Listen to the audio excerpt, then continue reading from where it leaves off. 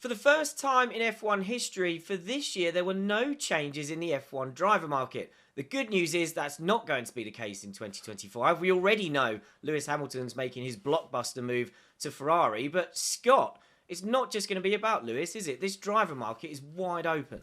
Yeah, absolutely. So you've got at least one vacancy at Red Bull. You've got the vacancy at Mercedes, but we don't know what's going to happen at Aston Martin either, with Fernando Alonso waiting in the wings to see what opportunities do arise elsewhere. And then the further down the grid you go, the more uncertainty there is, right up to and including Audi's works team. What are they going to do? Is it going to be all changed there as they get ready for 2026? So after some relative stagnation and a really underwhelming driver market, Hamilton blew the doors wide open at the start of the season, and I think it's only going to get more fun from here. And what's great about this is not only are there lots of vacancies, but there's not really sort of one person who's set for each seat. Like, all the drivers appear to have multiple options as well. Ben, one of the men who has obviously plenty of options because he's kept them wide open is Fernando Alonso, who's been very clear in not committing himself to Aston Martin, certainly before he needs to. What are Alonso's options really here? Are we talking about him aiming for that Mercedes seat? And if so, based on what we've seen so far this year, is Aston Martin to Mercedes actually a step up? Well, it looked like Mercedes was kind of his best alternative to Aston Martin. And as you say, maybe a bit of a baby step forward, if you could call it that. Certainly at the start of the year, we were hearing that Alonso was kind of Mercedes' plan B. But recently, it seems that Alonso's pushing more and more for the Red Bull seat. You know, there's a chance to go in there alongside Verstappen for somebody, maybe even instead of Verstappen, but I'm sure we'll get to that. I can't imagine Alonso and Verstappen together. That's, I mean, it would be box office, but it would be box office. And if it was up to me, that's what would happen. You know, Ferrari have gone all out with Hamilton and Leclerc. So come on, you know, Red Bull should follow suit and get Alonso and Verstappen in there. It makes sense for Alonso. He'd want to push for that because obviously he's short of time. And he needs to crack on if he wants to add that world title. So I can understand why he's pushing for the Red Bull option. But yeah, him alongside Verstappen, I think it would be great, but it's probably not the most sensible move from Red Bull's point of view.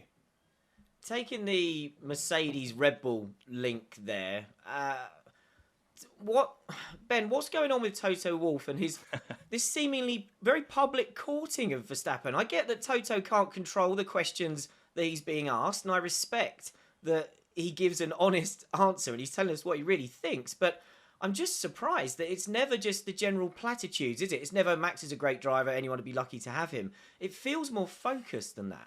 Yeah, Toto's got a bit of a fixation on Max. I think it still hurts him that he missed out way back in 2014 and Red Bull kind of took him from under Toto's nose, is how he would see it.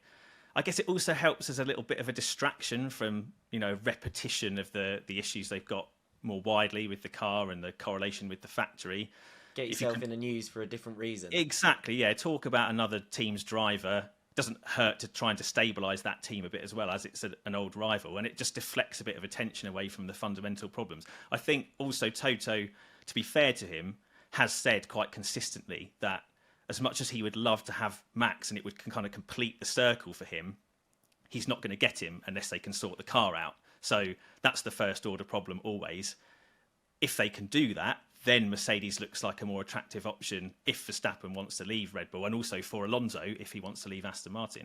There's a fine line between intent and desperation, and I think Wolff is flirting with it a little bit because it's all well and good just being honest and saying, you know, Max is a great driver and any team with a vacancy has to consider him if we think there is a chance of getting him. I understand that. I think that's absolutely fine. But when you go to the lengths of stating, you know, he has been flat out and said that it's the number one choice if he becomes available. I think at one point he said like any team on the grid would do handstands to get him or something like that.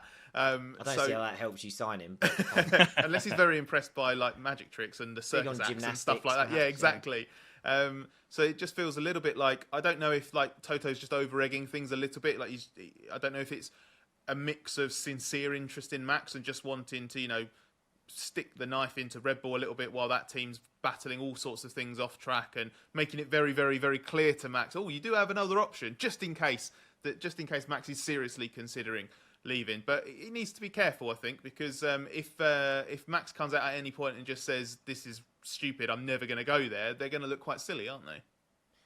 Yeah, let's focus on the Red Bull seat that is available, because Sergio Perez is out of contract for next year. And Scott, while we maybe went into this year thinking, is this a Daniel Ricciardo, Yuki Tsunoda type deal, Christian Horner's kind of blown this one wide open as well, hasn't he? By saying that Red Bull may have to look outside of its own driver pool. That makes things much more interesting. Yeah, it is fascinating because it means it isn't just incumbent Perez versus, the quite convenient plug-in replacement Daniel Ricciardo or the left field Yuki Tsunoda, who just doesn't seem to matter what he does. I don't think he's being taken seriously by the Red Bull hierarchy at the moment. It brings your Alonso's and your Carlos Sainz and maybe even an Alex Albon type into the mix. Obviously, Albon needs to be get out of his Williams contract that he has for 2025 to do that. But we know that Red Bull was seriously interested in him. And the fact that Red Bull has such a wide range of options and is willing to consider options outside the pool means every other team pretty much has to wait for the dominoes to start falling. It all hinges on what Red Bull does and what that competition is. Is it just going to be a straight Perez versus Ricciardo versus Sainz versus Albon for the second seat? And if one of those gets it, where do they go from there? If Alonso's not going to be able to get into Red Bull in either seat, whether it's in place of Verstappen or alongside Verstappen, is he going to have to try and push his way into Mercedes? But we know that Andrea Kimi Antonelli is, if everything goes well in his rookie F2 campaign, he's a brilliant left field candidate for them to put him into F1 while he's still only a teenager. So then what happens to Alonso? If Alonso gets out of Aston, who takes his seat? Aston Martin's a plum seat going forward. So it's really, really interesting, but you have to wait for that first domino to fall at Red Bull. Sainz is the logical option, isn't he, for that seat, you would say, at Red Bull? If they're going only with their head, he's the best driver from a top team available. And I know there's this whole argument that there's tension between Verstappen and Sainz going back to when they were rookies at Toro Rosso, but they're different guys now, and I think that was more to do with the big personalities of the fathers and making sure their sons' careers weren't harmed when they were in the formative stage. So I think a Sainz-Verstappen combination would be really attractive for Red Bull, and probably Sainz should be their number one priority in terms of signing someone outside the pool. I also think Sainz would be a great option for Aston Martin if Alonso goes. He's a driver you can build that team around. Now, there's so many moving pieces in all of this, Ben. If it was a game of musical chairs and I was involved in it, I'd be quite nervous. There's definitely a chance that somebody is going to miss out on a top seat.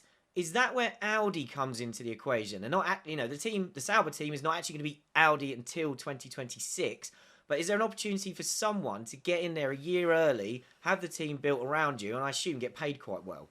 Yeah, I think there is, but it's risk if you're a driver in the kind of Alonso Sainz bracket. Alonso doesn't have time. No, he doesn't. I know he said he could race until he's 50. He shouldn't go there. And he disagrees with you. Bet. He's going to need longer not longer than that for Sauber to become a competitive prospect in Formula One at this rate. He might become fully geriatric by the time that team really kicks into gear. So for Alonso, it's the short game. For Sainz, I think it's too risky unless he just wants to cash out. And like you say, Glenn, it's a massive, massive deal. That kind of eye-watering money. I just think they have better options. Teams like Aston Martin are further ahead. So for drivers who are kind of mired in the lower midfield, Scott mentioned Albon earlier, Williams, for all the will in the world and, good management now, it's going to take them an age to get into a serious competitive situation, I think, from an infrastructure point of view. So a sideways move to an Audi team where that investment seems like it's a bit quicker and more forthcoming, that might make sense. Also, if you're in the Alpine team, which is a works outfit but an absolute basket case at the moment, if you want out of there, then again switching to a different manufacturer team makes sense. But for the top guys in the top 5 teams, I'd say it's too much of a risk. Where those stage. drivers are in a good position is that if you're looking at an Audi, which is kind of in this sort of like weird limbo between those really good sort of short-term options, or ideally, a Red Bull or a Mercedes, but even an Aston Martin. But Audi is more attractive than Williams, for example, because it is still a longer-term project than the others, but it isn't something that's going to be dragged out over several years or shouldn't be dragged out over 5 or 6 years, for example. Money is being pumped in, isn't it? Exactly, and it's Audi. It's just the pit stops that take forever. But it is Audi, and one of the things I remember speaking to some people in the Sainz camp in Bahrain, for example, and they were saying, when Audi does something, and Carlos Sainz Senior knows this very well, having won the Dakar with them, when Audi commits to something, they do commit to it properly, so you can have a little bit more faith there, and that will make that team quite an interesting middle ground option for the likes of Sainz if he needs it, or especially an Albon or an Esteban Ocon. Ben mentioned the Alpine drivers. That's much less of a sort of backwards move for them, and it's sideways at worst, but with a little bit more obvious potential around it. So for those teams, or for those drivers, sorry, it is a fascinating option. But you end up in a situation where, let's say Alonso stays at Aston Martin and you only have one driver slot in at Red Bull, you could have Carlos Sainz, Alex Albon, Pierre Gasly, Esteban Ocon all fighting over only one, maybe two vacancies at Audi, and someone's going to have to miss out. Or 2 or 3 drivers are going to have to miss out. And there's more pressure coming up from underneath too, more than in the last few years. We've got Ollie Behrman, who's already proven he can get the job done in Formula One, subbing for Carlos Sainz at Ferrari. He's almost certain to be on the grid next year, probably in place of one of the Haas drivers. And Scott mentioned Andrea Kimi Antonelli earlier. Maybe Mercedes is too much too soon for 2025, but even so, he's very likely to make it onto the grid, getting blooded somewhere else, maybe at Williams. So there's at least 2 seats up for grabs at the bottom end, if you like, which puts even more pressure on those drivers in the middle to find a home for next season.